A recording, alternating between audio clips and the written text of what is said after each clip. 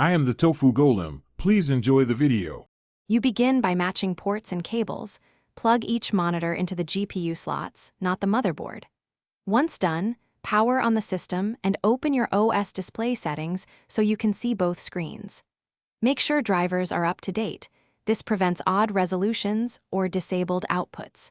You do this now because correct port selection and drivers eliminate common headaches later. So pause and confirm resolution and refresh rate detection before moving forward.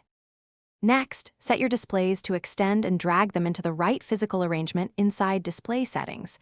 This tells Windows where the mouse should travel. Then open NVIDIA or AMD control panel. Set each monitor's native resolution and refresh rate so games run correctly. Make sure GPU scaling and color depth match both panels.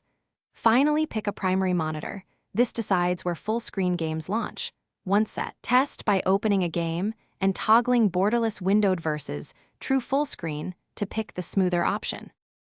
Now finalize settings inside your game. Explicitly choose the target monitor, match resolution and refresh rate, and prefer borderless windowed if alt-tabbing is frequent.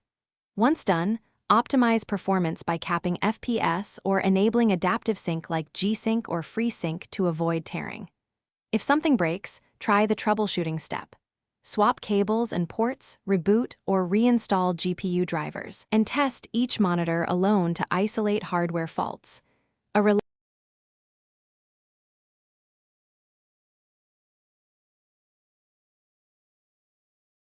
Thanks for watching. Consider subscribing if we helped you today.